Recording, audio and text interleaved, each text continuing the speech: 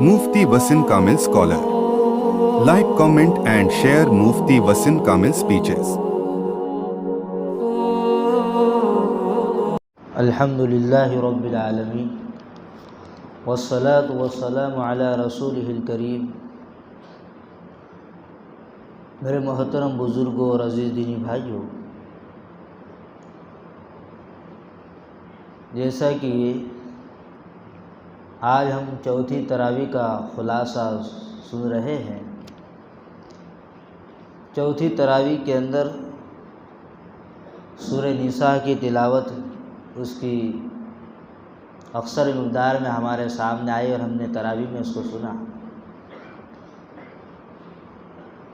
سورہ نساء ایک ایسی سورت ہے جو ان لوگوں کے لیے جواب ہے جو یہ کہتے تھے کہ اسلام نے عورتوں کو عزت نہیں دی، ان کے حق کو ضائع کیا، ان پر ظلم کرتا ہے۔ تو ایسے لوگوں کو جواب دیا گیا کہ اللہ تعالیٰ نے قرآن کریم میں سورۃ الرجال یعنی مردوں کے متعلق سورت نازل نہیں فرمائی، بلکہ سورۃ النساء عورتوں کی شان کو، ان کی عظمت کو اس سورت کے اندر بیان کیا گیا اور ان کی اہمیت کو بتلایا گیا، ان کے حقوق کو بتلایا گیا۔ تو اسلام نے عورت کے حقوق کو ادا کرنے کی بہت ضروری انداز میں ترغیب دی اور تعلیم دی، اور بتلایا کہ اگر کوئی عورت کے حق کو ادا نہیں کرے گا تو وہ مجرم بن جائے گا۔ حالانکہ دوسرے مذاہب میں ایسا بالکل بھی نہیں ہے، بلکہ آپ دوسری کتابوں کو بھی اٹھا کر کے دیکھ لیں، ویدک ہے اور دوسری دھرم کی مذہبی کتابیں ہیں، تو اس میں عورتوں کے ساتھ میں ظلم اور تشدد کا معاملہ کیا گیا ہے۔ تو اسلام نے عورت کو عزت دی۔ اس کے بعد میں بتلایا کہ یتیم کے مال کو کھانے سے منع کیا گیا۔ اگر کسی کی پرورش میں کوئی یتیم ہے اور اس کے بہت زیادہ اس کے پاس میں مال ہے، اس کے پاس پراپرٹی ہے، تو اس کا دیکھ بھال کرنے والا اس کے اچھے مال کو اپنے ردی مال میں ملا دیتا ہے، خلط ملط کر دیتا ہے، تو اس سے قرآن نے منع فرمایا اور بتلایا کہ ایسا یتیم کے اچھے مال کو خراب مال میں ملانا یہ گناہ کبیرہ ہے، یعنی بڑا گناہ اس کو قرار دیا گیا ہے، اور اللہ تعالیٰ اس کے بارے میں انسان سے سوال پوچھے گی۔ اس کے بعد میں یہ چیز قرآن نے بتلائی کہ فَانكِحُوا مَا طَابَ لَكُم مِّنَ النِّسَاءِ مَثْنَىٰ وَثُلَاثَ وَرُبَاعَ، کہ اللہ تعالیٰ نے اس آیت کے اندر تعدد نکاح، ازواج یعنی 4 شادیاں کرنے کے بارے میں بتلایا۔ تو اب اس میں تاریخی پہلو کے اعتبار سے دیکھیں گے تو کثرت ازواج یہ اسلام سے پہلے بھی دیگر لوگوں میں بھی رہا ہے، مسلمانوں میں بھی رہا ہے، لیکن اسلام نے 4 بیویوں کا جو اختیار دیا وہ اس صورت میں جب کہ آدمی ان چاروں کے حق کو ادا کرتا ہو۔ اگر وہ چاروں کے حق کو ادا نہیں کرتا تو پھر اس کے لیے یہ اجازت نہیں دیتا اسلام کہ وہ 4 خواتین کو لے ان کے ساتھ میں ان کے حق کو ضائع کرے۔ اگر حق کو ادا نہیں کر سکتا ہے تو پھر ایک ہی پر اتفاق کرے۔ تو اس میں بھی پروپیگنڈا یہ چلایا گیا۔ تو دوسرے مذہب کے لوگوں نے بھی بہت ساری خواتین کو انہوں نے اپنے پاس میں رکھا تھا، لیکن وہ اس کی حق کی رعایت نہیں کرتے تھے۔ خود عرب حضرات بھی بہت زیادہ خواتین کو رکھتے تھے، ان کے ساتھ میں رہتے تھے، لیکن کسی کی محبت اس پر غالب آ جاتی تھی، دوسرے کو چھوڑ دیا کرتے تھے۔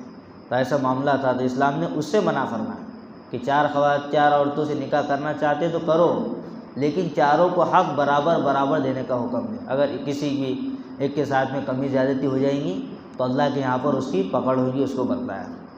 اس کے بعد میں ایک چیز اور بتلائی کہ عرب کے اندر جو ہے میراث کا بڑا معاملہ ہوا کرتا تھا کہ جو طاقتور رہتا تھا تو وہ طاقتور اپنے طاقت کے بل بوتے پر پورے مال کو ہپیا دیتا تھا، دبا لیا کرتا تھا۔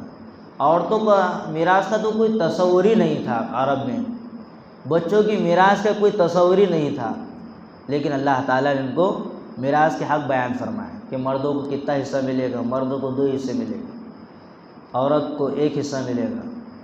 اور اس کے بعد میں بتلایا کہ کون سی صورت میں 6واں حصہ ملتا ہے، کون سی صورت میں 8واں حصہ ملتا ہے، کون سی صورت میں 4تھا حصہ ملتا ہے، کون سی صورت میں آدھا پراپرٹی میراث کی انسان کو مل جاتی ہے، تو میراث کے حق کو بیان فرمایا کہ عورت کو بھی دینا ہے اور بچوں کو بھی دینا ہے، وہ بھی بتلایا گیا۔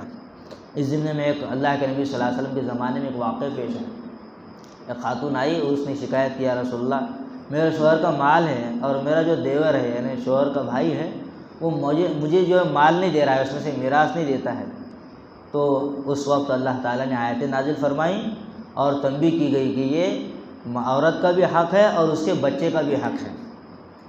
اس کے بعد میں آگے اللہ تعالیٰ نے اس سورۃ نساء کے اندر بتلایا کہ کن عورتوں سے نکاح کرنا جائز ہے اور کن عورتوں سے نکاح کرنا جائز نہیں، تو اس کا بھی تذکرہ ہے کہ جو قریبی رشتہ دار ہے ان سے نکاح نہیں کیا جا سکتا، جیسے خالہ ہے، پھوپھو ہے، ان سے نکاح نہیں۔ غیر محرم جن سے رشتے کا کوئی تعلق نہ ہو، جن سے پردہ کرنا ہو، ان سے نکاح کرنے کا اس کی اجازت ہے۔ اور نکاح جو حرام ہوتا ہے وہ 3 وجہ سے حرام ہوتا ہے کسی سے بھی۔ ایک خونی رشتے کی وجہ سے حرام ہوتا ہے، خون کا رشتہ جیسے سگے بھائی بہن ہیں اور پھپھو ہے، خالہ ہیں، خونی رشتے ہیں یہ۔ دوسرا جو رشتہ نکاح کرنا حرام ہوتا ہے وہ سبب رضاعت کی بنیاد پر، اگر کسی آدمی نے یا کسی لڑکی نے دونوں نے ایک ہی عورت سے دودھ پی لیا ہے تو پھر ان کا نکاح کبھی بھی نہیں ہو سکتا، ہمیشہ کے لیے وہ حرام ہو جائے گا۔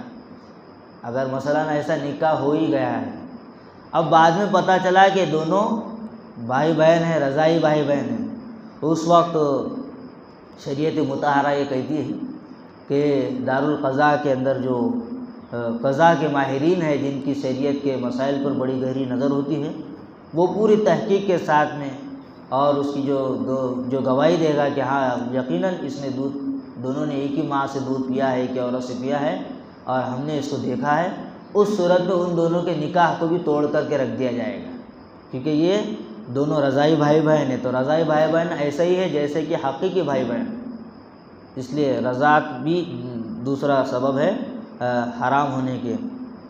اور تیسرا سبب بتلایا کہ مصاہرت کا مطلب ہے کہ اگر کوئی آدمی کسی لڑکی سے نکاح کر دیتا ہے، نکاح کرنے کے بعد اس کی ماں اس کی ساس بن جاتی ہے، تو ساس سے بھی نکاح ہمیشہ کے لیے حرام ہو جاتا ہے۔ بلکہ اگر آدمی غلطی سے دوسری نظر بھی اگر ساس پر ڈال دے تو اس صورت میں بھی وہ حرمت مصاہرت ثابت ہو جائے گی، یعنی اس کی بیوی اس پر ہمیشہ کے لیے حرام ہو جاتی ہے۔ اس کے بعد میں اللہ تعالیٰ نے نکاح کے بارے میں بتلایا قرآن کے اندر کہ نکاح سے کیا مقصود ہے۔ نکاح سے مقصود پاک دامنی ہے، یعنی انسان پاک دامن رہے، اس پر غلط چیزوں کا داغ نہ لگے۔ اور نکاح کا مقصد یہ نہیں ہے کہ خالص شہوت کو پورا کرنے کے لیے شادی کی جاتی ہے، بلکہ پاک دامنی کے لیے۔ نکاح میں کون سی چیز کی جاتی ہے؟ ایجاب قبول۔ النکاح ینعقد بالایجاب والقبول، کہ حضرات فقہاء کرام فرماتے کہ نکاح نام ہے ایجاب قبول کا، اور 2 گواہ کا اس میں رہنا ضروری ہے، اور مہر کا متعین کرنا بھی ضروری ہے۔ مہر رفتہ رفتہ نہ رکھے آدمی فوراً دے دے، کیونکہ رفتہ رفتہ میں انسان زمین کے اندر چلا جاتا ہے اور وہ مہر جو کہ حقوق العباد میں وہ اس کے اوپر باقی رہ جاتا ہے، اور اوپری معاف کرنے سے بھی معاف نہیں ہوتا۔ اس لیے مہر کو پہلے ہی آدمی دے دے اپنی استطاعت کے مطابق مہر بنے۔ اس کے بعد میں بتلایا کہ حرمت متاع، اس کو شیعہ حضرات کے یہاں پر صیغہ کہا جاتا ہے۔ صیغہ کا مطلب ہے کہ کوئی شخص کچھ روپے دے کر کے، مثلاً کسی عورت سے وہ یہ کہہ رہا ہے کہ میں 1 لاکھ روپے تجھے دیتا ہوں اور 1 مہینے تک تیرے ساتھ میں رہوں گا، اس کے بعد میں تجھ سے جدا ہو جاؤں گا، الگ ہو جاؤں گا، اس کو کہتے ہیں متاع۔ تو یہ شیعہ حضرات کے یہاں پر ہے اور وہ ان کو بڑا ثواب کا کام سمجھتے ہیں۔ حالانکہ یہ ابتدائی اسلام میں اس کی اجازت تھی، لیکن بعد میں اللہ کے نبی صلی اللہ علیہ وسلم نے فرمایا، ابن ماجہ کی جو حدیث ہے کہ اب متاع قیامت تک کے لیے حرام قرار دیا گیا ہے، اب کبھی بھی اس کا جواز نہیں ہوگا، بلکہ ہمیشہ کے لیے حرام ہے یہ، تو اس سے بھی بچنا ہے۔ اس کے بعد میں اللہ تعالیٰ نے قرآن کریم کے اندر الرجال قوامون علی النساء کہہ کر کے مرد کی حاکمیت کو بیان فرمایا کہ مرد حاکم کیوں ہے، کیونکہ اس کی ذمہ داری ہے بیوی بچے کے نفقے کو ادا کرنا، ان کی ضرورتوں کو پورا کرنا، ان کے تمام اخراجات کی ذمہ داری اٹھانا، یہ مرد کی ذمہ داری ہے۔ تکوینی طور پر، طبعی طور پر بھی اللہ تعالیٰ نے مردوں کو ہی فضیلت بخشی ہے، ہاں یہ ہو سکتا ہے کہ کوئی عورت علم فضل کی بنیاد پر اور طاقت اور قوت کی بنیاد پر کسی آدمی سے آگے بڑھ جائے، یہ ہو سکتا ہے، کیونکہ زمانے ماضی کے اندر بہت ساری خواتین ایسی گزری ہے کہ جن کو جو علم کے اندر بڑی بڑی مہارت رکھا کرتی، جیسا کہ حضرت اورنگزیب عالمگیر رحمۃ اللہ علیہ کی لڑکی، اور اسی طریقے سے بدائع الصنائع ایک کتاب ہے جو 8 جلدوں پر مشتمل ہے، جو ایک خاتون نے لکھا ہے، جس سے حضرات مفتیان کرام فتویٰ دیتے ہیں کہ آج تک کئی سالوں سے، کئی زمانے سے وہ بڑی مدلل کتاب مانی جاتی ہے۔ تو یہ خواتین کے کارنامے ہیں کہ انہوں نے بڑے پیمانے پر علمی خدمات بھی انجام دی۔ حضرت عائشہ رضی اللہ تعالیٰ عنہ سب سے بڑی مفتیہ گزری ہے کہ حضرات صحابہ آ کر کے ان سے مسائل پوچھا کرتے تھے۔ اس کے بعد میں قرآن نے بتلایا کہ اگر بیوی نافرمان ہو تو اس کی اصلاح کیسا کرنا چاہیے۔ پہلے تو اس کو بتلایا کہ یہ نافرمانی کا انجام برا ہے اور اس سے اس کو ڈرایا جائے۔ دوسرے نمبر پر اس کو سمجھانے کے لیے اپنے بستر کو الگ کر دیا جائے، یعنی ایک ہی روم میں اگر روم بدل لیں گے تو اس سے زیادتی ہوگی، تاکہ اس کی اصلاح ہو۔ تیسرے نمبر پر شرعی حد کے اندر رہتے ہوئے اس کو سزا دینے کا بھی حکم دیا۔ لیکن یہاں پر مفسرین نے یہ بات بھی لکھی ہے کہ حضرات انبیاء علیہ الصلوۃ والسلام نے کبھی بھی اپنے بیویوں پر ہاتھ نہیں اٹھایا ہے۔ یہ تو اسلام کا حکم ہی ہے، لیکن اخلاق کا طریقہ تو یہی ہے۔ اس کے بعد میں طہارت کے پر قرآن نے ہم کو توجہ دلائی سورہ نساء میں کہ طہارت، وضو اور غسل بہت ساری عبادتوں کے لیے ضروری ہے۔ وضو بھی ضروری ہے، اگر وضو ٹوٹ جائے تو وضو کرے، اور جنابت کا غسل ہے تو یہ بھی پاکی حاصل کرنا ضروری ہے۔ اسی طریقے سے اگر کوئی خاتون ہے وہ حیض نفاس سے پاک ہو رہی ہے تو اس سے بھی پاک ہونا اس کے لیے ضروری قرار دیا گیا۔ اس کے بعد میں فَتَيَمَّمُوا صَعِيدًا طَيِّبًا کہ تیمم کا حکم بتلایا ہے۔ طہارت کے بعد میں ایک تو پہلے طہارت بیان کی پانی کی، اب طہارت بیان کی اس کے بعد میں مٹی سے طہارت حاصل کرنے کے بارے میں، یعنی آدمی ایسی جگہ پر ہے کہ جہاں پر پانی نہیں ہے، مثلا جنگل میں ہے تو جنگل میں اس کی جو مقدار ہے 1.5 کلومیٹر سامنے، 1.5 کلومیٹر پیچھے، 1.5 کلومیٹر دائیں اور 1.5 کلومیٹر بائیں، چاروں جانب میں اتنا فاصلہ ہے، اور اس کو امید ہے کہ اب اس کو پانی بالکل بھی نہیں ملے گا، تو اس صورت میں اس کو تیمم کرنے کی اجازت ہے۔ ایسا مریض ہے، ایسا بیمار ہے کہ اگر اس کے بدن کو پانی لگ جائے گا تو اس کی بیماری کے اندر اضافہ ہو جائے گا، بڑھ جائے گا، تو اس صورت میں تیمم کرنا ہے۔ تیمم میں 3 فرض ہے، پہلے 2 فرض ہے، 2 ضربیں لگانا، پہلی ضرب مارنا زمین پر اور ہاتھوں کو زمین پر آگے پیچھے کر کے چہرے پر مرنا۔ دوسرا فرض ہے دونوں ہاتھ زمین پر مارنا، مار کر کے دونوں ہاتھوں پر اس کا مسح کرنا۔ تیسرا فرض ہے نیت کرنا۔ بعض علماء کے نزدیک 2 فرض ہے، بعض کے نزدیک 3 فرائض ہے، تو 3 فرض ہی اصل بالکل زیادہ قریب معلوم ہوتے ہیں۔ تو تیمم، غسل کا بھی تیمم ہی کرنا ہے اور وضو کے لیے بھی تیمم کرنا ہے۔ اگر کہیں پر پانی نہیں مل رہا ہے، یہ پانی نقصان دہ ہے، اب غسل واجب تھا تو تیمم سے بھی اس کا غسل ہو جائے گا، یعنی وہی 2 چیزیں، ہاتھ اور چہرہ، غسل کے لیے بھی اور وضو کے لیے بھی ہاتھ اور چہرے پر مسح کرنا، دونوں ایک ہی جیسے ہیں۔ اس کے بعد میں بتلایا قرآن نے کہ امانت کو ادا کرنے کا حکم دیا۔ یہ آیت اس صورت میں نازل ہوئی، اللہ کے نبی صلی اللہ علیہ وسلم جب کعبے کے اندر جا رہے تھے ہجرت سے پہلے تو جانے سے لوگوں نے روکا، تو حضرت عثمان بن طلحہ رضی اللہ تعالیٰ عنہ جب اسلام نہیں لائے تھے تو ان کے پاس میں کعبے کی چابی تھی۔ اللہ کے نبی صلی اللہ علیہ وسلم فرمایا کہ عثمان، ایک وقت ایسا آئے گا کہ چابی تم مجھے ہی دو گے اور میں تمہیں تمہارے واپس اس چابی کو لوٹاؤں گا۔ وہ اسلام کا غلبہ ہوا، پھر حضرت عثمان نے دیکھا کہ وہ چابی واپس ان کو لوٹا دی گئی۔ یہ امانت کو مسئلہ ہے یہاں پر، اور اللہ کے نبی نے فرمایا کہ عثمان، یہ چابی قیامت تک تمہارے خاندان میں رہے گی۔ ابھی بھی ان کے خاندان میں یہ چابی چڑھی حضرت عثمان بن طلحہ کے۔ اس کے بعد میں اللہ تعالیٰ نے بتلایا کہ اللہ کی اطاعت کرو، اللہ کے حکم کی پاسبانی کرو اور اس کی رعایت رکھو، نبی کریم صلی اللہ علیہ وسلم کے حکم کی رعایت رکھو، اور اولو الامر یعنی علماء حضرات فقہاء کرام جو قرآن حدیث کی روشنی میں مسائل کو ہمارے سامنے رکھتے ہیں ان کی اطاعت کرو۔